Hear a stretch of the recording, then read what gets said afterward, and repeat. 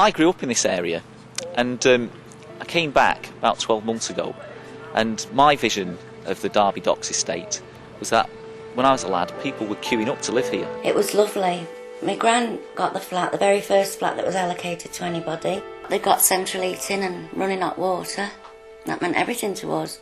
I came back 12 months ago and was told that don't go down to Derby Docks, it was a no-go area. When I moved back here 10 years ago, it was a dreadful place to live. All around the estate was covered in drugs. It was rife with drugs. It was very worrying at night coming home. I go to bingo of an evening, and coming home, I got home about 9:15, and I put my car in the garage, and walking from the garage to my flat, I was terrified. Take, for example, what were then known as the communal stairwells. There was nothing communal about them. Open access, drug dealing, all the kind of stuff people who live here would have told you about. Absolutely no sense of community, and I must admit that day I went back in the office and sort of hung my head in shame, really. Board had looked at various options with this estate, one of which was demolition. We have to be honest about that.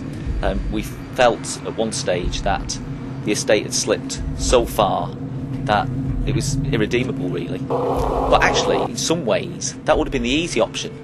It would have been an easy option to flatten the place, and that probably wasn't the right option. So what they decided to do was invest what essentially was a small amount of money, and let's just see where the scheme could go in 12 months' time. In June 2005, the assistant director came up to me. She said, "Do you fancy doing the Derby Docks?" I said at the time, "You see, it's horrendous. There's drugs, there's alcohol abuse, there's everything going on there. There's 60 empty flats." I said, "Can I have a chance to think about it?" She said, "We got to the end of the day." So obviously when 5 minutes later went back and said, "A fantastic challenge, I'll go for it." It was intimidating coming out your door and they're all sitting on the stairway and that. That's right, yes. Smoking loads of stuff. But I say it's better now, these doors have gone up so you don't get that many people in the block. As somebody who's not been on the estate long, I've been here since about May, do you think all the past problems were purely down to the residents, or just people knowing that they could get away with it if they came around here? Yeah. If we'd have been offered this estate 2 years ago, it would have been a no-go area because it's basically known in the town as Beirut. I used to hang around on the estate before. Did you? Yeah. It basically all weird. So it was all your fault. You can confront people now because there's better people living in the blocks. Yeah. You know what I mean? Before you used too scared to confront anybody. Yeah. Before.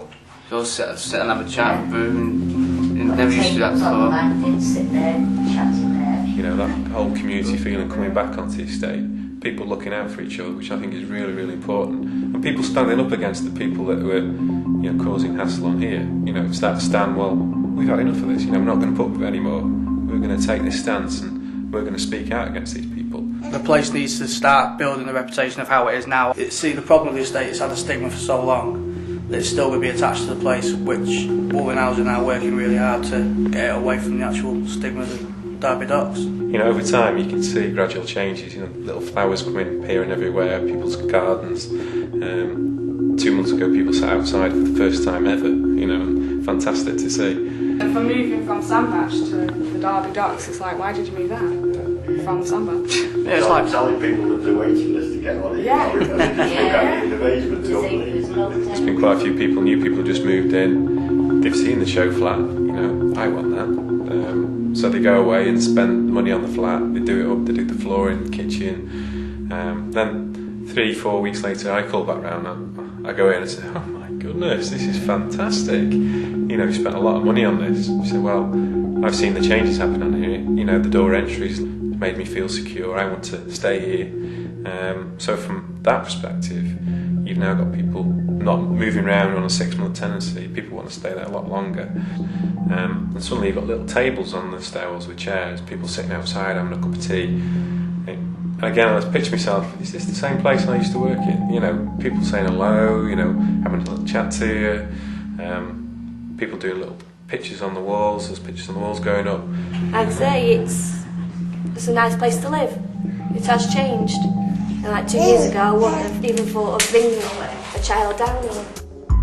What's really been important is the people who live here. It's the people who will put the heart back into places like this. It's the people who live here who will regenerate it, not professionals like us. We can only help that process. We've already now moved from 60 voids to a waiting list of 60 plus.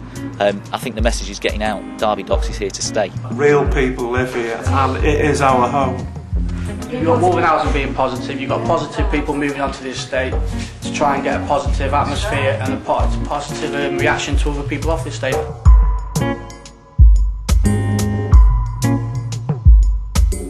Just come and have a look, experience it for yourselves.